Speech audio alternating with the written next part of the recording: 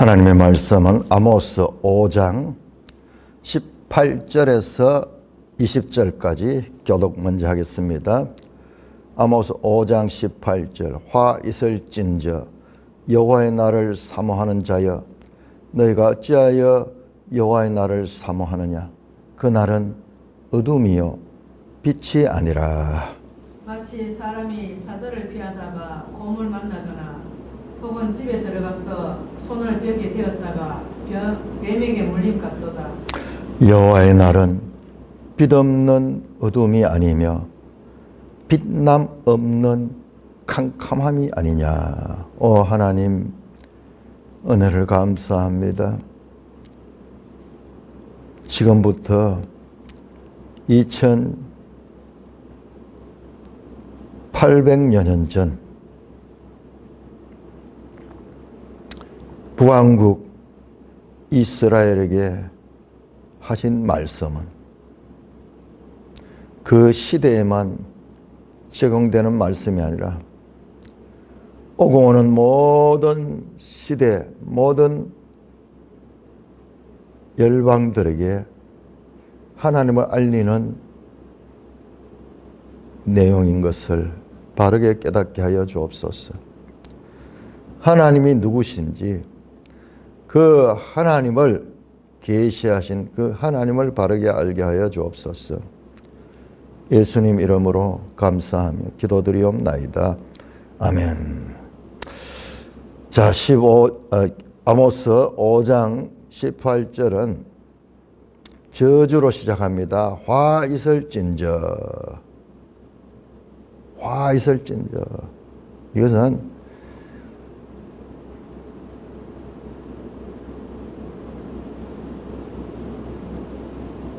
극단적인 저주의 선포입니다. 앞에서 우리가 보았듯이 북이스라엘이 죄로 말미암아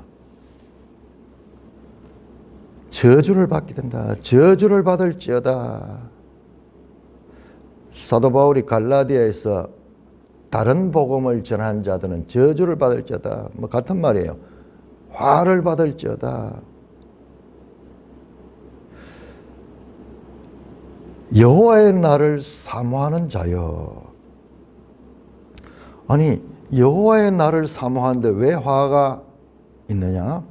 자, 우리 끝까지 잘 봐야 됩니다. 어찌하여 너희가 여호와의 날을 사모하느냐? 자, 이스라엘 백성들은 여호와의 날, 심판의 날, 이 날을 구원의 날로 생각하고 있습니다. 자, 여호와의 날은 양면성이 있습니다. 죄인들은 심판하고, 그리고 그 하나님의 법을 순종하고 하나님이 택한 자들은 구원하는 이 양면성이 있습니다. 여호와의 날은. 그런데 이스라엘은 일방적으로 이 여호와의 날이 자기들의 구원의 날이라고 굳게 믿고 있는 거예요.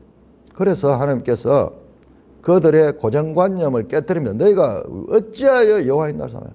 너희가 여호와의 날을 사모하고 여호와의 날이 구원을 받는 날이라고 생각하는 그 근거가 뭐냐?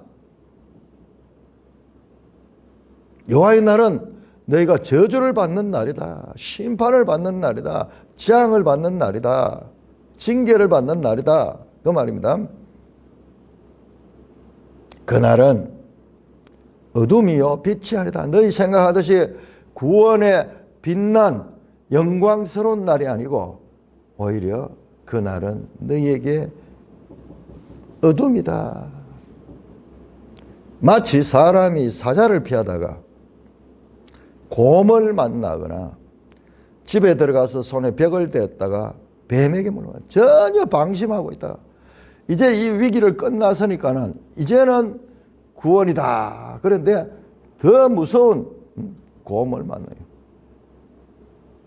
또는 집에 들어가서 안식하면서 쉬고 있다가 벽에 손을 댔는데 뱀에게 물린 거지. 전혀 자기들이 의도하지 않은, 자기들은 평안하다고 생각하고 안전하다고 생각하는 그때 그들이 망하게 될 것이다. 이들이 어찌하여 여호와의 날을 사모했을까요? 그들은요, 자신들이 종교 행위를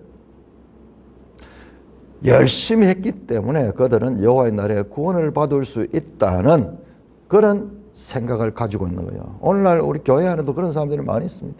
열심히 예배에 참석하고 11조하고 그리고 열심히 봉사하고 그 행위들이 자신들을 구원해 줄 것이라는 착각인데 그것은 하나님을 모르는 이야기예요. 그거는 우상 숭배자들과 같은 것입니다. 이들의 종교적 행위가 그들의 삶에 있어 가지고 이렇게 믿기 때문에 그들은 삶을 아무 따라 사는 거예요. 부당한 이익을 추구하고 그리고 이 약한 자를 억누르면서 착취를 하고 이런 일을 해도 양심의 가책을 받지 않는 것이 왜 그러냐 하면 나는 신에게 이렇게 헌신하고 신에게 내가 이 모든 자격을 얻었다. 하나님은 그들의 마음과 그들의 생각과 그들이 사랑으로 하나님을 따르기를 원하는데 그들은 그런 건 없이 그냥 형식적으로 제의적인 이런 의무를 했기 때문에 나는 구원을 받는다. 그러므로 내 삶에 있어서는 그냥 내 욕심을 따라 살면 된다. 그 착각이 그들에게 이 같은 근거 없는 자신감을 불러주는 게야. 근거 없는 자신감을. 여호와의 날은 심판의 날이며 동시에 구원의 날인데 그들은 심판 없는 구원이 자기들이 따놓은 당상이다. 우리는 택한 백성들이고 그리고 우리에게는 하나님의 법이 있고 그 법을 따라서 제사를 드리고 종교 행위를 했기 때문에 그런데 그 종교 행위 내용도 우상 숭배를 했으면서도 하나님을 섬겼다고 생각하는 거예요.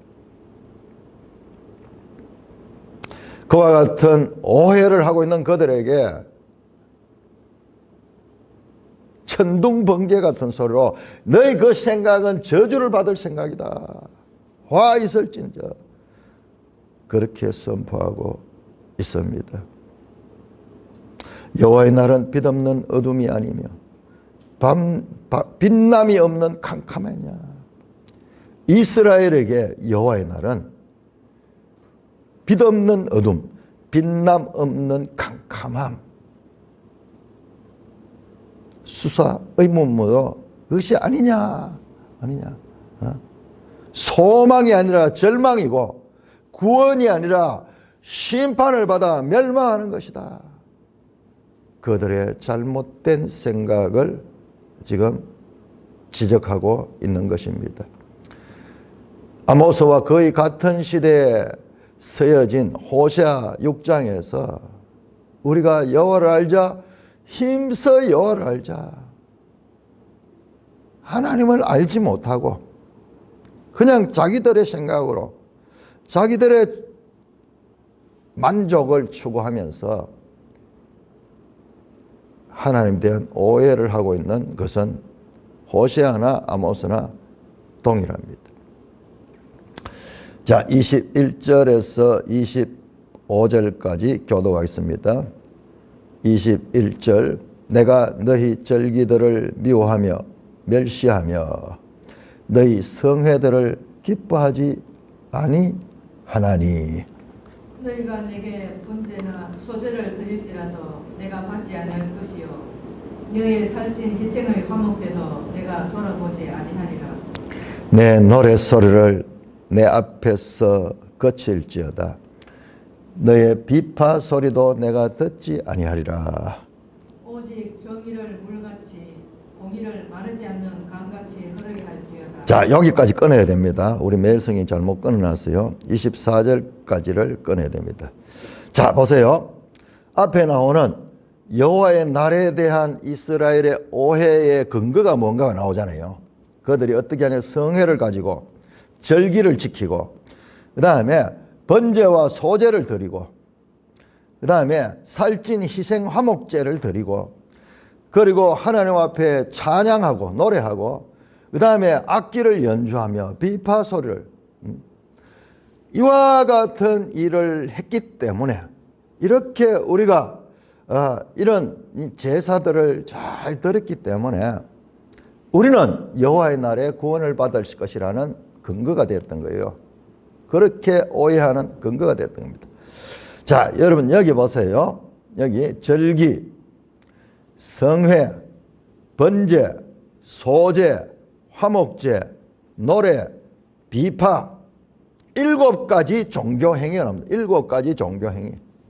오늘날 우리 교회 안에도 찬양대 같은 게 있어가지고 찬양대 열심히 하고, 자, 노래도 잘하고, 요즘 또 그 찬양대도 있고, 큰 교회는 이제 연주하는 팀도 있죠. 이렇게 하나님을 예배할 적에 얼마나 아름답게 합니까? 그러나 그 찬양이 끝나고 나면은, 가운 입고 이랬을 때 거룩해 보이는 끝나고 나면은 죄를 죄로 열심히 달려가거나 교회 오면은 탁 달라요. 하나님은 여기에 속지 않는 거예요. 얼마나 거룩해 보입니까? 조화 이룬 찬양 소리, 그리고 잘 훈련된 연주, 그거로 하나님을 찬양하니까 얼마나 그 순간은 아름다워 보입니다. 그러나 그들의 속이, 그들의 마음이 오히려 이런 행위 때문에 그들은 오해를 하는 거예요. 내가 이 종교 행위를 했기 때문에 7가지는 7가지. 절기, 성회, 번제, 소제, 살찐 희생의 화목제, 그 다음에 노래 소리, 비파 소리, 전부 뭐예요? 내가 기뻐하지 아니하고, 내가 받지 아니하고, 돌아보지 아니하고, 거쳐라 그런 노래를 듣지 아니할 것이다. 듣지 않을 것이다. 하나님은 오히려 이 같은 행위를 하며 그렇게 범죄하는 이스라엘의 저주를 퍼붓고 있습니다. 그러면 어떻게 해야 되느냐? 24절입니다. 24절. 하나님이 원하는 것은 오직 정의를 물같이, 공의를 마르지 않는 강같이 흐르게 하라. 많은 사람들이 아모스 5장 24절 이 말씀을 아모스의 핵심 구절로 지적을 하는데, 그렇습니다. 보세요. 기뻐하지 아니하고 무엇을 해라? 오직 정의를 물같이, 공의, 정의 미스파트, 공의 체데크 흐르게 하라.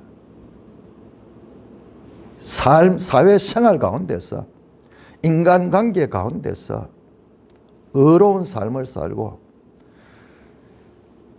의로운 생활을 추구하라. 그 말씀입니다. 여러분, 우리가 가지고 있는 종교적 행위, 참 하나님은 중심을 보시고 그들의 삶을 보시는 거예요.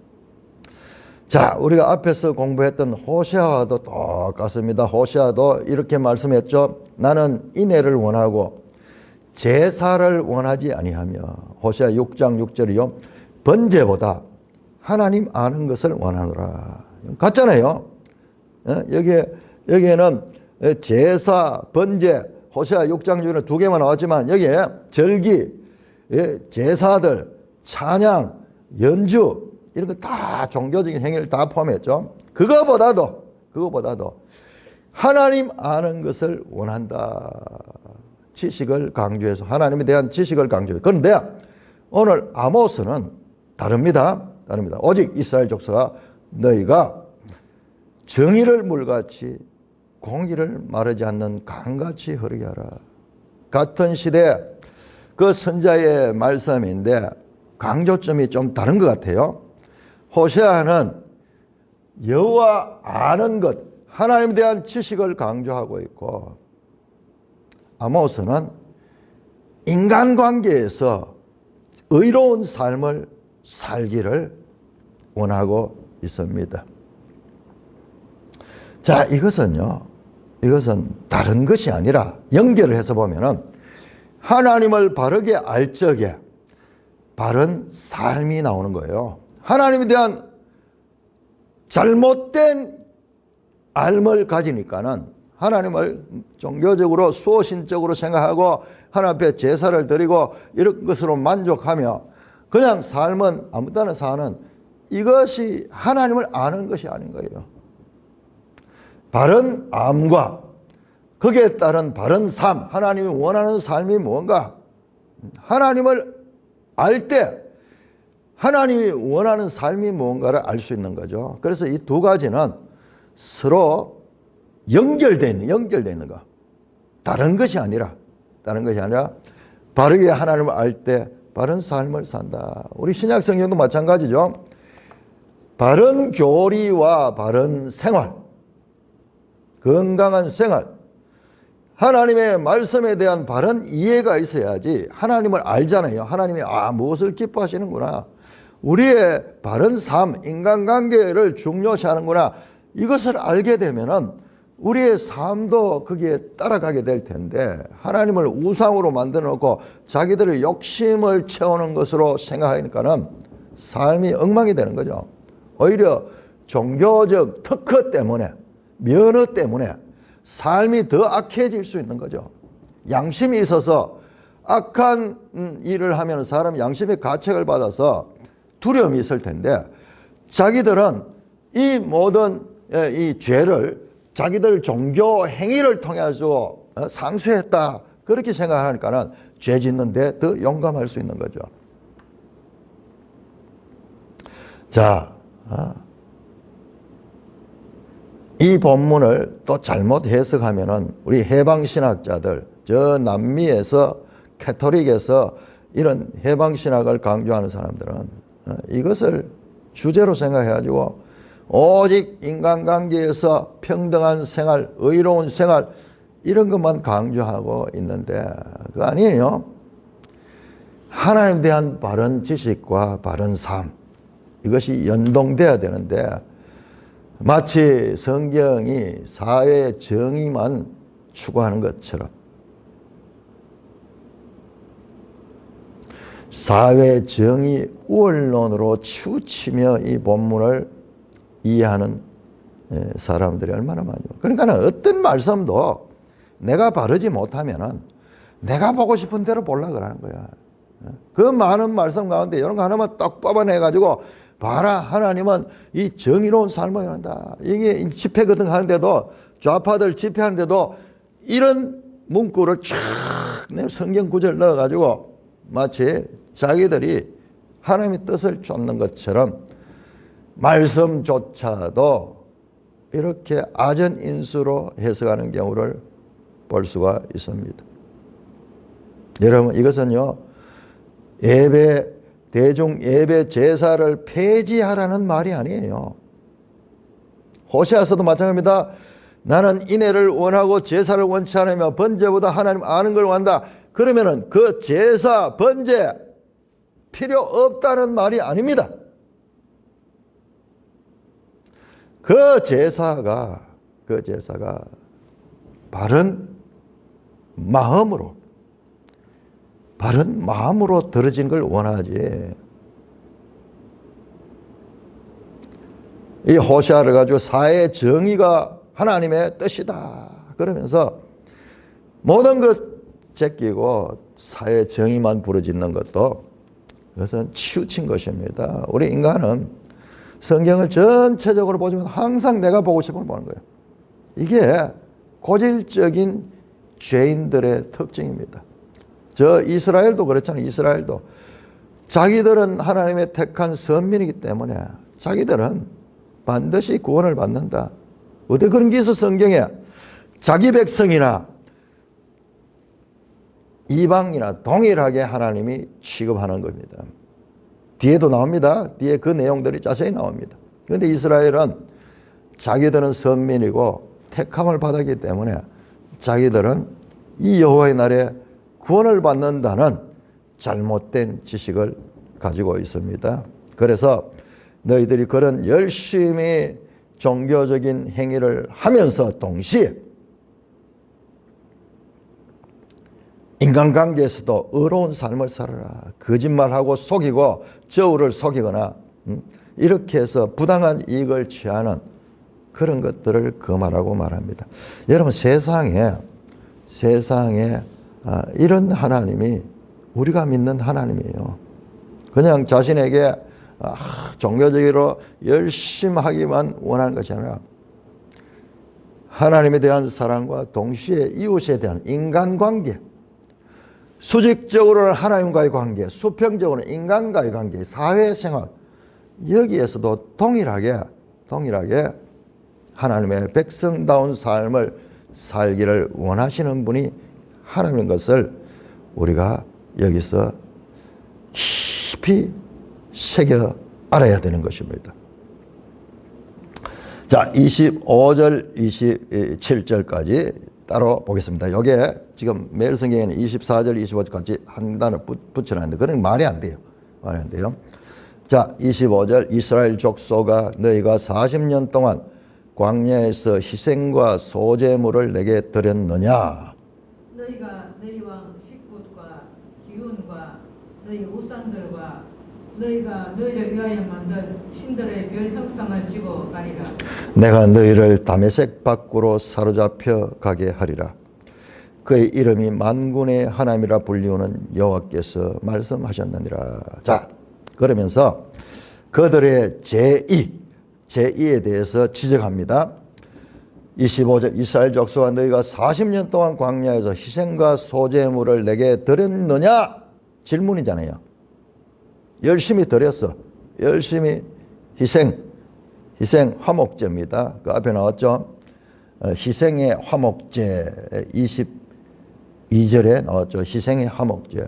그 희생의 화목제물과 소제물 이것은 곡물로 드리는 제사죠. 그걸 나에게 드렸느냐? 드리지 않았다는 거예요. 질문이에요. 너희가 열심히 드렸지만 나에게 드렸느냐? 너희는 뭘 했느냐? 26절 너희가 너희 왕 식굿과 기운과 너희 우상들과 너희가 너희를 위하여 만든 신들의 별 형상을 지고 가리라. 너희가 너희 왕, 갑자기 왕이 나옵니다. 너희 왕이 누구냐? 식굿과 기운이라. 식굿과 기운이 뭐냐? 뒤에 나오는 너희 우상들. 너희가 광야에서 40년 동안 희생과 소제물을 드린 것이 너희가 믿는 왕, 하나님이 이스라엘 왕인데 너희 왕 식굿과 기운, 이게 뭐냐? 식굿은 전쟁의 신이고 기운은 별신이에요. 별신. 여러분 신명기 4장에 보면요, 이런 신들을 별 형상 이런 형상들을 신으로 섬기는 것을 엄격하게 금하고 있습니다. 근데 우상숭배를 했다는 거야. 우상숭배를. 내가 너희를 다메섹 밖으로 사로잡혀 가게 하리라. 그의 이름이 만군의 하나님을 불리는 여호와께서 말씀하냐. 그들의 죄인은 하나님의 법을 따른 순수한 바른 제사가 아니라 우상을 숭배한 것이다. 그러므로 내가 너희를 다메섹 밖으로 사로잡혀 가게 하라. 역사에서 아수르의 포로로 잡혀가는 그 말씀으로 예언을 하고 있습니다. 그의 이름이 만군의 하나님이라 불리는 여호와께서 말씀했다. 하나님을 소개하는데 길게 소개합니다. 그의 이름이 하나님께서 말씀하셨다. 아마르 야훼 엘로헤이 체오바트 쉐모. 그의 이름이 만군의 여호와라시는 여호와께서 말씀하셨다. 자, 그런데요, 여기 25절, 26절은 여기 사도행전 7장에서 이 아모스가 인용되는 부분입니다. 우리 한번 찾아볼까요? 사도행전 7장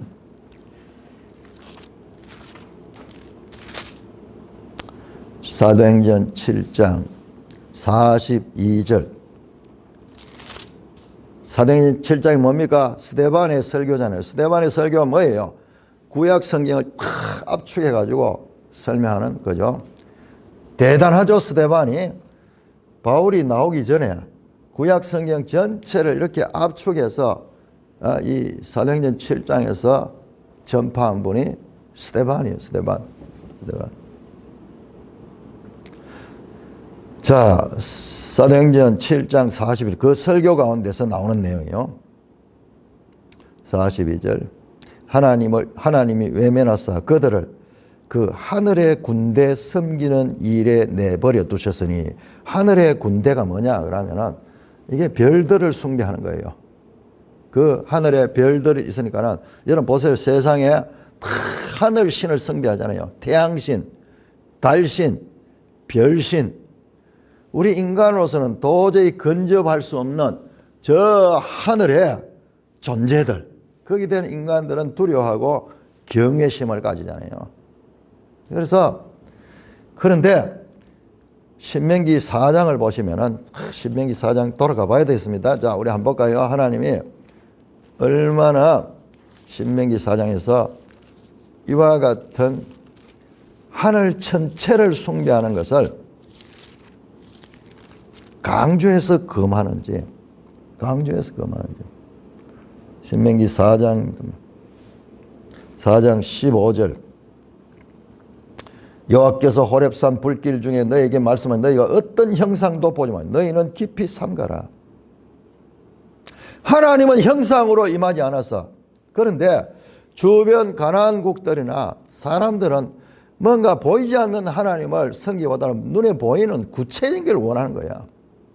그래서 이스라엘은 로마인들이 기독교를 보고 이건 종교가 아니다 그러는 거예요. 왜? 형상이 신이 없어. 신이 없는 종교다. 그렇게 볼 정도로 세상은 전부 신상을 만들고 섬기는 거예요. 그러나 기독교는 본질적으로 형상이 없는 하나님을 섬깁니다. 그리하여 스스로 부패하면 어떻게 합니까? 이게 죄로 인해서 자기를 위해 어떤 형상이든지 우상을 새겨 만드는 거예요. 이 우상을 새겨 만드는 건 죄성에서 비롯되는 거예요. 남자의 형상이라든지 여자의 형상이라든지 땅 위에 있는 어떤 짐승의 형상이라든지 하늘을 나는 날개 가진 새의 형상이라든지 땅 위에 기는 어떤 곤충의 형상이라든지 땅 아래 물속에 있는 어족의 형상이라든지, 또 그래야 네가 하늘을 향하여 눈을 들어 해, 달, 별들, 하늘 위의 모든 천체, 너희 하나님께서 천하 만민을 위하여 배정하시고 미혹하여 그것들을 경배하고 섬기지 마라. 왜 이걸 강조합니까? 틈만 나면은 부패하면 이걸 숭배하는 거야. 지금 그 이야기가 다시 사도행전 7장 돌아옵니다. 7장. 하늘 군대에 섬기는 일은 내버려 두시니 이는 선지자의 책에 기록된 바. 그러면서 이 선지자가 누구냐? 바로 아모스예요. 아모스. 이스라엘 집이여 너희가 광야에서 40년간 희생과 제물을 내게 드린 일이 있었느냐? 아모스 5장 25절이잖아요. 이스라엘 족속아 너희가 40년 동안 광야에서 희생과 소제물을 내게 드렸느냐?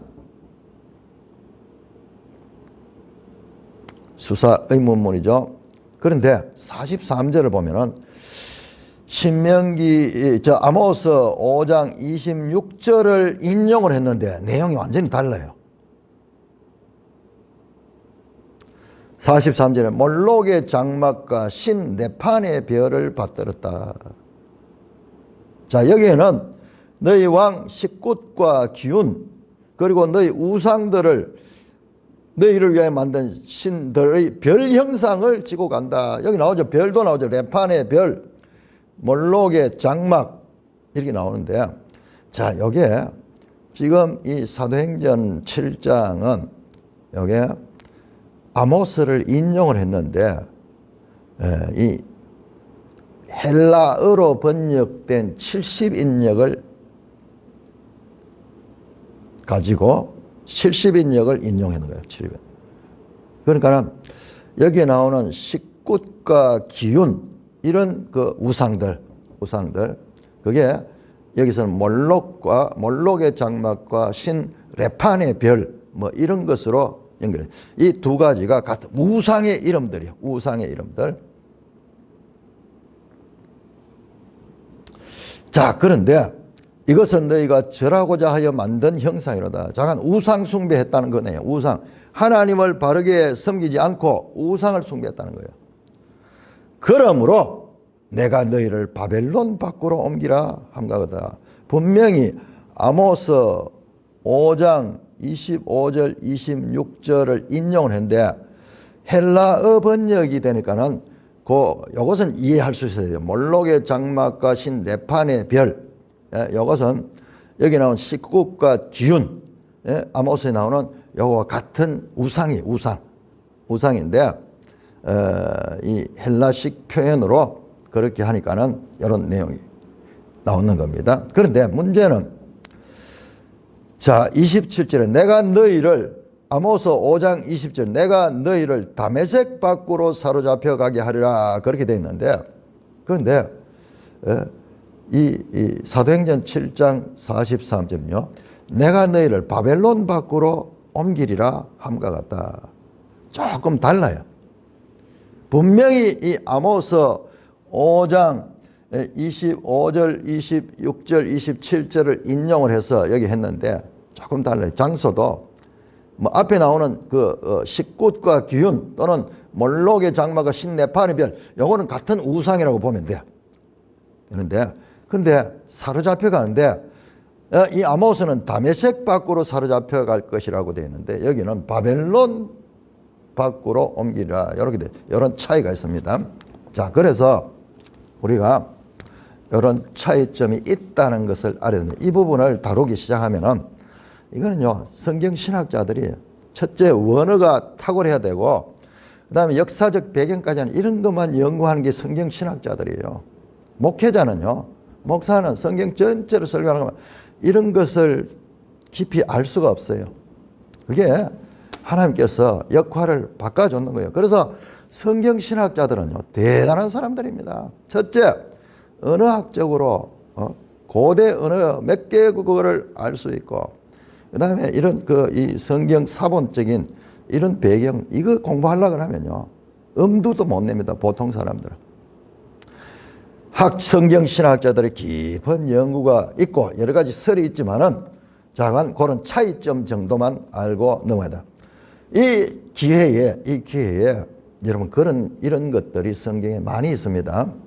우리가 단순하게 하나님 말씀 무조건 여러분 우리 앞에서 호세아서 11장 1절에 분명히 이스라엘 백성들을 애굽에서 끌어내는 그 사건 내 아들을 애굽에서 불렀다 호세아 11장 1절에 그런데 그들이 하나님의 말씀을 반역하고 떠나갔다 하는 그 책망의 라인에서 내 아들을 애굽에서 불렀다 이렇게 이 내용이 나옵니다. 그런데 마태복음 2장 15절에는 그 한 구절만 딱 떼가지고 내 아들을 애굽에서 불렀다 이것을 예수님에다 적용했어요. 예수님이 헤롯의 이 칼을 피해가지고 애굽으로 피신했다가 나오는 그 사건을 호세아 11장 1절을 적용해서 적용을. 그러니까 여기서 이용했던 내용과 여기서 인용한 내용이 일치가 안 돼요. 본문은 같지만은 여기는 이스라엘의 죄악상을 설명하는 가운데 나온 말씀이고 여기는 예수님이 단순히 애굽에서 그 어린 시절 피신했다가 나오는 그 사건으로 적용하는데 야 이게 구약을 인용했는데 이게 문맥하고 맞지 않은데 이런 경우는 어떻게 될 것인가. 여러분 이런 요소들 많습니다. 구약 성경을 신약에 인용했을 적에 뒤에 또 나옵니다만은 인용했을 적에 그렇게 단순하지 않아요. 한 가지만 더 말씀드리겠습니다. 자, 우리 마가복음 1장 마가복음 1장을 보시기 바랍니다. 마가복음 1장 2절 선지자 이사야 그래 보라 내가 내 사자를 내 앞에 보내노니 그가 내 길을 준비하라. 광야에 외치는 자의 소리에 있으래 너희는 주의 길을 준비하라. 여러분 선지자 이사야의 글에 되죠. 그런데 거기 나오는 보라 내가 내 사자를 내 앞에 보내노니 그가 네 길을 준비하라. 이거는요 이사야 말이 아니고 말라기 3장이에요. 말라기 3장 1절에 나오는 말이에요. 우리가 다음에 이제 말라기를 하겠는데 말라기 말씀이에요. 다음에 3절은 광야에 외치는 자소 이것은 이사야 말이에요. 그러니까는 지금 선지자 이사야의 글이라고 했지만은 이 마가는요 마가는 말라기와 이사야를 둘이 섞어 가지고 그렇게 말씀을 전하는 거예요. 구약을 인용을 하는데 그렇게 단순하지 않아요. 충격적이에요. 분명히 그러면 이사야서를 빼와야 되는데 왜 이런 일이 있는가? 여러분 이런 부분을 원어적으로 역사적 배경으로 이걸 깊이 연구를 합니다. 이게 성경 신학자들 하는 일이에요. 그래서 여기도 다 설명이 됩니다만은 여기서 말씀드리고 싶은 건 구약을 신약에서 인용할 적에 그렇게 단순하지 않다는 거예요. 때때로는 아까 봤죠? 다메섹인데 바벨론으로 바뀌기도 하고 그 다음에 지금 이런 것도 이사야라 그랬는데 말라기와 이사야가 섞여 있기도 하고 그렇게 성경에 신약 성경에 인용하는데 여러 군데서요 이런 게 나옵니다. 이사야의 한 구절과 그리고 스가랴의 한 구절을 섞어가지고 그걸 동시에 인용을 하고 제가 그렇게 이런 걸 보고 느꼈던 게 마치 화가가 팔레트에 물감이 빨간색, 파란색, 초록색, 흰색이 있으면 이걸 섞어가지고 그렇게 물감을 개해가지고 그림을 그리듯이 이 신약의 이 기자들은요, 이 구약 성경을 자유자재로 그렇게 인용을 하고 있는 그런 것도 발견하게 됩니다. 이 정도 말씀을 드리겠습니다. 자, 6장 넘어갑니다. 6장 1절에서 6절까지, 6장 1절에서 6절까지 두 번째 또 화 있을진저로 시작됩니다. 6장 1절 화 있을진저 시온에서 교만한 자와 사마리아 산에서 마음이 든든한 자 곧 백성의 머리인 지도자들이여 이스라엘 집이 그들을 따르도다. 너희는 갈레로 건너가 보고 거기에서 큰 하마스로 가고 또 블레셋 사람의 가드로 내려가라. 너희가 이 나라들보다 나으냐? 그 영토가 너희 영토보다 넓으냐?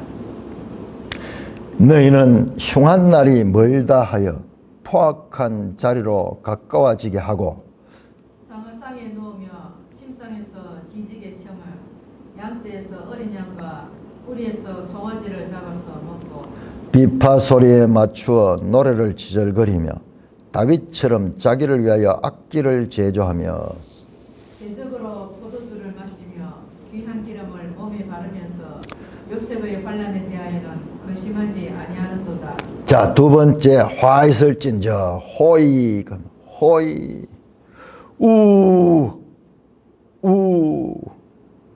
호의 예수님께서 마태복음 23장에서 바리새인들에게 화 있을진저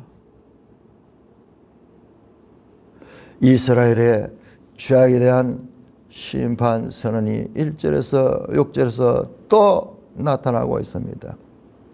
시온에서 교만한 자, 시온은 예루살렘을 가리켜 예루살렘. 사마리아 산에서 마음이 든든한 자, 남쪽이나 북쪽이나 마찬가지요. 시온에 교만한 자, 사마리아 산에서 마음이 든든한 자. 앞에 나왔죠? 마음이 든든하죠. 여호와의 날이 오면은 우리는 그 빛의 날이고 그 날은 구원의 날이라 생각하니 착각하면서 마음이 든든한 자. 또는 뒤에 나오는 백성의 머리인 지도자들. 그러니까 높은 자리에 있으니까는 그 권력에 취해서 든든한 거예요. 든든한 거예요. 뭐 그런 두 가지 요소가 다 포함될 수 있습니다. 자, 그러면서 지도자들이요, 백성의 머리인 지도자들이요, 이스라엘 집이거든. 자, 이스라엘 집은 이스라엘 백성들을, 그러니까 지도자들이 잘못되면은 그 백성들도 다 그를 따라가는 거예요. 그를 따라가서 잘못된 길로 가게 되는 겁니다. 자, 너희는 갈레로 건너가 보고 거기서 큰 하밧으로 가고 블레셋으로 가라. 자, 우리 한번 지도 한번 찾아볼까요? 지도 196쪽. 자, 이 지도를 모르면은 지금 이 말씀이 그냥 공허한 말씀이 됩니다. 196쪽. 자, 여러분, 이 지도책이 너무 중요해요. 아수르의 발흥. 제가 이 지도책을 참고하면 할 때마다 정말 놀래요. 완벽하게, 거의 완벽하게 우리 성경을 보조할 수 있는 자료로 이 순서도 되어 있고 만들어져 있습니다. 자, 보세요. 이 시대에 북왕국 여로보암 시대에 이제 아수르라는 세계 제국을 이룬 나라가 서서히 등장하던 그 시절이죠. 자, 아수르가 어떻게 했느냐. 제일 먼저 갈레가 나오죠. 갈레가 어디입니까? 한번 보세요. 갈레는 저 티그리스 강, 히데겔 강으로 되어 있죠. 유프라테스 강, 티그리스 강. 거기 나오는데 히데겔 강, 니느웨 아래에 보세요. 갈라 나오죠. 갈라. 이 오래된 도시입니다. 창세기 10장에 나옵니다. 그의 나라는 갈라와 에렉과 뭐 이러면서 니므롯의 나라를 이야기할 때 나오는 나라예요. 고대 도시입니다. 그러니까 메소포타미아에 있는 이와 같은 갈레. 그 다음에 어디로 가냐? 큰 하맛은 어디냐? 하맛은 여러분 쭉 내려와서 이 지중해 옆에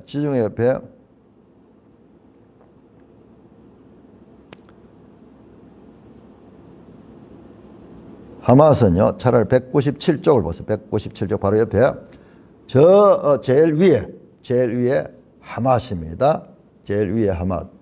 그리고 아람이죠. 그 다음에 다시 어디나 블레셋 사람의 가드로 내려가라. 자, 블레셋 사람의 가드 197쪽을 보시면은, 자, 여러분, 블레셋 땅에서 지금 여기에는 지금 유다 땅으로 지금 속해 있습니다. 자, 블레셋에서 가사가 있고 가사 위에 아스돗에서 약간 동쪽으로 들어가면 가드 나오죠. 가드. 블레셋의 중요 도시입니다. 왜 갑자기 저 멀리 있는 갈레, 그 다음에 저 북쪽에 있는 하맛, 그리고 이 서쪽에 있는 블레셋을 이야기를 하느냐. 이게 아수르 왕 디글랏빌레셀이, 여기 나오잖아요. 지도 196장. 디글랏빌레셀이 저 니느웨에 있는 데서 시작해가지고 세력을 펼쳐가지고 쫙 지금 이 메소포타미아 지역에서 남하 정책을 펴가지고 이 아람, 그리고 이 이스라엘, 유다, 나중에는 애국까지 내려가죠. 팽창 정책을 펴는 요때인 거야. 이때 디글랏빌레셀 3세가 이어서 이와 같은 고대의 큰 도시들을 점령했는 거야. 이것들이 BC 738년에서 734년에 디글랏빌레셀 3세에 의해 가지고 침공을 받아 가지고 무너진 성들입니다. 갈레, 큰 하맛, 그리고 블레셋 가드, 그 다음에 어디입니까? 가드 다음에 이스라엘이야. 너희가 이 나라보다 나으냐? 그 영토가 너희 영토보다 넓으냐? 수사 의문이죠. 그 나라들도 망했고 너희도 망할 것이다. 그 영토가 너희 영토보다 넓으냐? 이건 조금 번역이 그런 것 같아요. 오히려 자연스럽게 되려고 하면은 너희 영토가 너희보다 그 영토보다 넓으냐? 요 반대로 해석합니다. 뭐냐?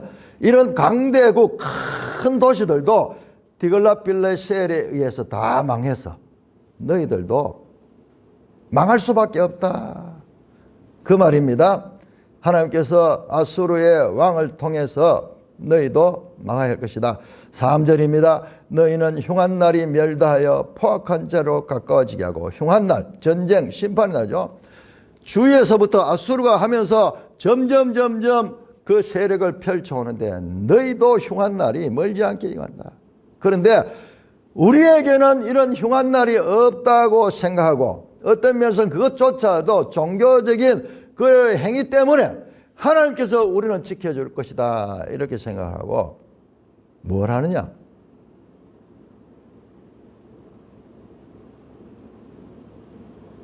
포악한 자리로 가까워지게 하고, 여기 포악한 자리는요, 자리는 재판소를, 성문의 재판이요. 재판이 공평하지 못하고, 4절은 상하상에 누우며 침상에게, 이때 최신 유행이 저 아프리카에서 수입해온 코끼리 상하, 이 상하를 가지고 조각을 하고 상하를 가지고 그렇게 뭐 침상도 만들고 이렇게 하면서 사치를 누리고 있는 거예요. 상하상에 누우며 침상에서 기지개를 펴, 나태하게 침상에서 누워서 쫙 재산이 든든하게 있으니까는 종들을 시켜가지고 일을 시키고 자기는 마음껏 이와 같이 나태한 생활을 합니다. 양떼에서 어린 양과 우리에서 송아지를 잡아서 먹고, 양이 많으니까 그 가운데 어린 양 맛있는 거, 소를 먹는데도 송아지 맛있는 거, 자기들의 입맛대로 그렇게 먹고, 그 다음에 절깁니다. 비파 소리에 맞추어 노래를 지절거리며 다윗처럼 자기를 위하여 악기를 제조하며, 다윗처럼 자기를 위하여, 다윗이 아주 그 음악가로서 유명하죠. 연주도 잘하고 그런 음악가죠. 시편을 썼죠. 대접으로 포도주를 마시며, 포도주를 큰 대접에다 마시고 귀한 기름을 몸에 바르면서 화장하고 장식하는 거죠. 이렇게 하면서 부자들의 안일한 생활, 방탕한 생활, 다른 사람들을 억눌러 가지고 착취한 그 재물을 가지고 마음껏 이 땅에서 부귀영화를 누리고 있는 7가지 죄된 행위를 보여요. 7가지 죄된 행위. 상하상에 누우며 침상에서 기지개를 켜며 송아지를, 어린 양과 우리에서 송아지를 잡아먹고 비파 소리에 맞추어 노래를 지절거리며 다윗처럼 악기를 제조하며 대접으로 포도주를 마시며 귀한 기름을 몸에 바르면서, 제가 말씀드렸죠. 아마오스 계속 7가지 그런 이 동사 표현들이 나오고 7가지 명사가 나오고 7이라는 숫자가 자세히 보면은 그 아모스 속에 항상 이렇게 받쳐가 있습니다. 결과적으로 뭐냐? 그렇게 하면서 요셉의 환난에 대해서는 근심하지 않는다. 요셉의 환난, 여러분 앞에서 나왔죠. 요셉이 왜 나오느냐. 여기서 북이스라엘은 요셉의 자손 므낫세와 에브라임, 이 대표적인 지역이죠. 그래서 이 요셉의 환난은 북이스라엘을 이야기하고, 더 깊이 보면 요셉이 많은 환난을 당했잖아요. 그런 것처럼 이스라엘이 환난을 당할 것에 대해서는 전혀 근심하지 않는 거예요. 근심하지 아니한 자한다. 1절에 교만한 자, 마음이 든든한 자, 근심하지 않은 자, 이거예요. 이스라엘은 자기들은 어떤 일을 행해도 하나님께서 지켜줄 것이라는 착각에 빠져있는 그들을 향하여 죄를 덜추어내며 그들을 경고하고 있습니다. 자, 7절에서 11절까지 교독합니다. 7절에서 11절까지. 그러므로, 자, 그러므로 앞에 나오는 그런 그들의 이와 같은 방탕한 생활 받아서 그 행위에 대한 그들이 이제는 사로잡히는 자 중에 앞서 사로잡히리니 기지개를 켜는 자의 떠드는 소리가 그치리라. 만군의 하나님 여호와의 말씀이니라. 주 여호와가 당신을 두고 맹세하시노라. 내가 야곱의 영광을 싫어하며 그 궁궐들을 미워하므로 이 성읍과 거기에 가득한 것을 원수에게 넘기리라 하셨느니라. 한 집에 10사람이 남는다 하여도 다 죽을 것이라. 죽은 사람의 친척 곧 그 시체를 불사를 자가 그 뼈를 집 밖으로 가져갈 때에 그 집 깊숙한 곳에 있는 자에게 묻기를 아직 더 있느냐 하면 대답하기를 없다 하리니 그가 또 말하기를 잠잠하라 우리가 여호와 이름을 부르지 못할 것이라 하리라. 보라, 여호와께서 명령하심으로 타격을 받아 큰 집은 갈라지고 작은 집은 터지다. 이와 같은 죄의 목록들을 쫙 설명한 다음에 그러므로 너희들은 이제 심판을 받게 될 것이다. 저주를 받아 재앙을 당하게 될 것이다. 사로잡히는 중에 앞서 사로잡힐 것이다. 기지개 켜는 자의 떠드는 소리 앞에 나왔죠. 상하상의 침상에서 기지개를 켜면서 이렇게 나태했던 그 소리가 이제 더 이상 너에게 나오지 못할 것이다. 지금 북이스라엘 역사상 가장 번영했던 여로보암 시대, 그 시대는 영원하지 않다. 그 시대는 이제 곧 끝이 날 것이다. 너희가 가진 그 복을 가지고 이와 같은 죄를 쌓는 일에 서기 때문에 하나님께서 이제 그 같은 북이 영화를 이제 거치게 할 것이다. 만군의 하나님 여호와의 말씀이니라. 여러분 이 표현이 나올 때는요 아주 단호한 거예요. 만군의 하나님 여호와 야훼 체호바트 주 여호와께서 당신을 두고 맹세하니 하나님이 맹세할 때 다른 사람과 맹세할 수 없어. 하나님보다 더 큰 자가 없어. 그래서 스스로 맹세하는 거예요. 스스로 맹세하기를 내가 야곱의 영광은 싫어하며 그 궁궐을 미워함으로 이 성읍과 거기에 가득한 것을 원수에게 넘기라. 자, 여기에 야곱의 영광, 그 궁궐들 이게 서로 연결이 되죠. 야곱의 영광이나 그 궁궐들, 그 궁궐의 화려함, 야곱의 영광, 야곱이 지금 이 부유에서 누리고 있는 이와 같은 번영들, 이 번영을 하나님이 싫어하고 그 사치로운 궁궐을 미워한다. 왜? 하나님의 배가 아파서 그런 게 아니라 그들이 그런 번영을 누리면서 죄를 그 번영에 그걸 가지고 죄 짓는 데 앞장서고 하나님을 떠나는 데 앞장서기 때문에 하나님 그걸 싫어하는 거예요. 이 성읍과 거기 가득한 것을 원수에게 넘기라. 아수르 군대를 통해서 디그라필라셀 세력을 통하여서 너희들을 망하게 할 것이다. 한 집에서 10사람이 남다 해도 다 죽을 것이다.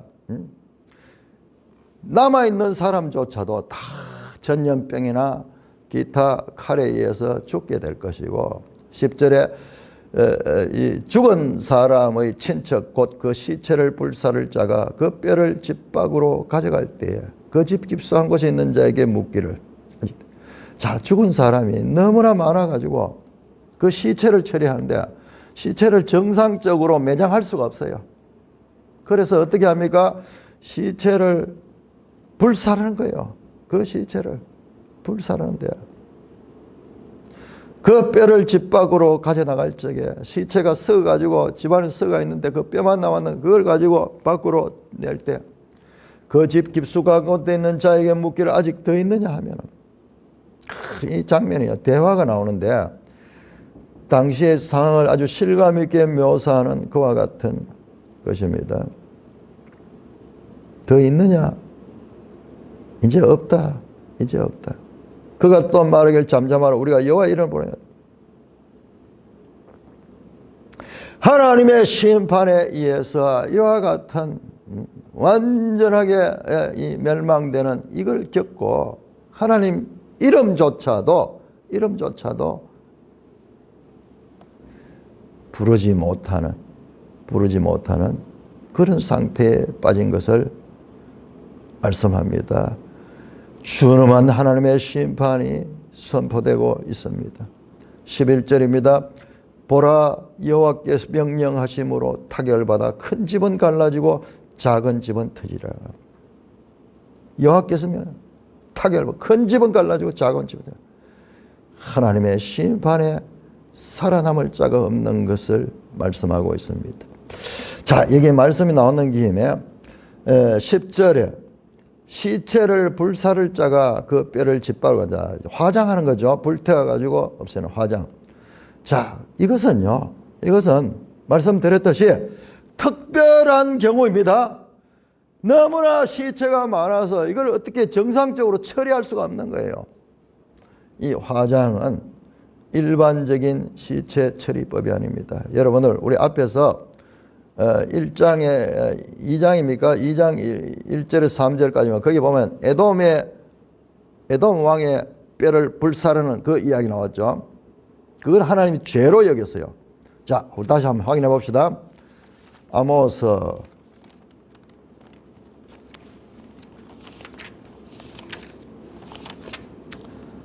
2장 1절이네요.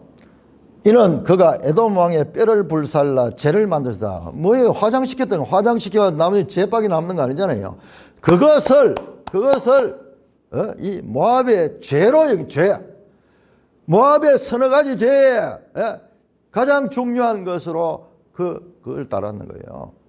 그러니까 이게 정상적인 것이 아니고 악한 거예요. 악한 것.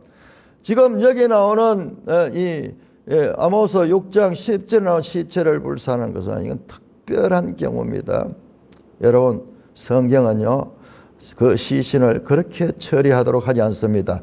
자, 우리 레위기 20장 볼까요? 레위기 20장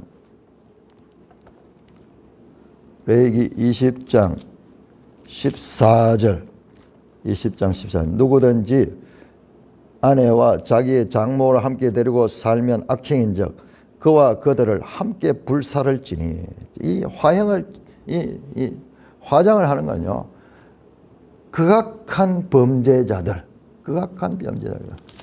21장 9절 어떤 제사장의 딸이든지 행음하여 자신을 속되면 그의 아버지를 속되면 그를 불살을지라. 특별한 경우입니다. 특별한 경우. 자, 여호수아 7장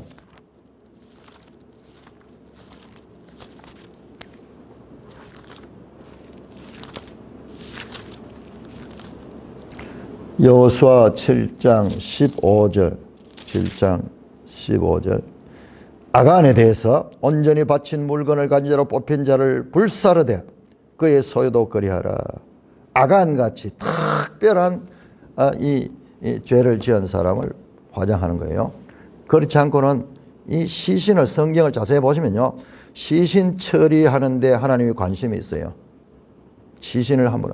그런데 오늘날 믿는 자나 믿지 않는 자나 전부 지금은 유행이 돼가지고 다 화장을 하는데 이건 성경적 매장법이 아닙니다. 그리스도인들은 살아있을 때도 그렇지만은 죽은 시신에 대해서도 성경적인 그와 같은 이 원리를 따라서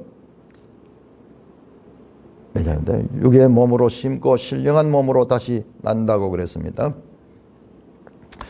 자, 12절, 13절 말들이 어찌 바위 위에 달리겠으며 소가 어찌 거기에 밥 깔겠느냐. 그런데 너희는 정의를 썰개로 바꾸며 공의를 열매를 선숙으로 바꾸며 허무한 것을 기뻐하며 이르기를 우리는 우리의 힘으로 뿔들을 취하지 아니하였느냐 하는도다. 자, 말들이 어찌 바위 위에서 달리겠고 소가 어찌 거기서 바위에서 무슨 밭을 갈고 바위 위에 어떻게 달리겠습니까? 그런데 너희는 이와 같이 말도 안 되는 짓을 한다. 정의를 썰개로 바꾸며 공의의 열매를 선숙으로 바꾸었다. 앞에 나왔죠. 5장 7절에도 나왔죠. 정의를 선숙으로 바꾸고 그렇게 했다. 해서는 안 될 일을 했다. 그것이 뭐냐? 너희가 허무한 것을 기뻐하며 이러기를 우리의 힘으로 뿔들을 취하느냐. 허무한 것 우상을 기뻐하며 말하기를 우리는 우리의 힘으로 뿔들을 취하냐. 자기 우상 숭배자는요 자기를 믿는 자예요. 자기를 믿는 자. 하나님을 마음에 두지 않고 뿔은 권력과 구원을 상징하는데 내가 구원을 얻었다. 내 힘으로 얻었다. 인본주의적 교만한 사상을 가지고 이렇게 하나님의 말씀과는 반대로 사는 그들을 지금 화 있을진저 지금 말씀하고 있습니다. 자, 마지막 14절 같이 읽겠습니다. 14절 시작. 만군의 하나님 여호와의 말씀이니라. 이스라엘 족속아, 네가 한 나라를 일으켜 너희를 치리니 그들이 하맛 어귀에서부터 아라바 시내까지 너희를 학대하라. 자, 결론적으로 하나님께서 이스라엘 족속에 말합니다. 한 나라를 일으키겠다. 바로 아수르예요. 여러분, 하나님께서 세계 역사를 주관하십니다. 아수르 제국도 하나님께서 필요에 따라 하나님께서 세운 거예요. 너희를 치게 할 것이다. 아수르가 치지만은 그것은 하나님이 치시는 것입니다. 그들이 어떻게 하맛 어귀에서부터 아라바 시내까지 너희를 학대하리라. 자, 지도 197쪽을 한번. 제가 이 지도를 보면서 다시 놀랐는데요. 여러분, 이 지도 197쪽 범례를 한번 보세요. 범례 보시면 밑에 아모스의 열방 예언이 나와요. 여기 지금 여로보암 2세와 남쪽에 우시아 왕 시대잖아요. 아모스가 나오는, 아모스 1장과 2장 1절 3절까지 나오는 다메섹, 가사, 두로, 에돔, 암몬, 모압 딱 요 시대죠. 자, 지금 방금 나오는 한 나라가 와서 너희를 치는데 그들이 하맛 어귀에서 아라바까지 한다 그랬죠. 하맛 어귀가 어디예요? 보세요. 여로보암 2세 시대에 제일 북쪽에 저 다메섹 하맛 어귀까지 정복했잖아요. 하맛 어귀까지. 그래서 솔로몬 다윗 이후로 가장 영토를 확장했던 왕이 여로보암 2세예요. 지금 이 아모스와 호세아 시대의 왕입니다. 그러니까 국력이 그 당시에 가장 세었던 것입니다. 그 빼앗았던 여로보암 2세가 빼앗은 그 하맛 어귀로부터 해서, 하맛 어귀라는 말은 여기 입구라는 뜻이, 이름 자체가 하맛 어귀가 돼 있어. 그러니까 그 밑이 이 하맛 지역이고 하맛으로 들어오는 입구인 것 같아요. 그래서 이름 자체가 하맛 어귀로 돼 있어. 하맛 어귀. 보하마트, entering in the 하마트, 하맛의 그 입구, 히브리어로 보라고 돼 있어요. 자, 그 다음에 하맛 어귀에 시작해서 어디 아라바 시내까지. 자, 아라바 보세요. 197쪽. 아라바는 유다에 속해 있죠. 사해 밑에 이 지역을 아라바 지역인데, 그러니까는 저 위로 북쪽에서 저 아래로 남쪽까지 하나님께서 아수르를 보내가지고. 그런데 왜 이거 지금 남유다에 속해 있는데 이걸 왜 북이스라엘을 이야기하는가? 조금 더 복잡한 내용이 있습니다. 복잡한 내용이. 자, 이쪽 지역, 아라바 지역, 여기에는 유다가 계속 있는 게, 여기에 우시아 시대만 그랬고, 특히 저 에시온 게벨까지 이것은요, 빼앗았다, 빼앗겼다, 아람이 또 차지할 때도 있었고, 뭐, 그랬죠. 좀 가변성 있는 지역입니다. 자, 그건 북쪽과 남쪽까지 전체를 다, 그 전체를 다 한 나라가 와서 너희를 치고 그 결과 너희는 학대를 당할 것이다. 여로보암 시대에 회복한 영토가 전부 다 다시 아수르에서 빼앗기게 될 것을 선포하고 있습니다. 찬송가 426장입니다. 찬송가 426장.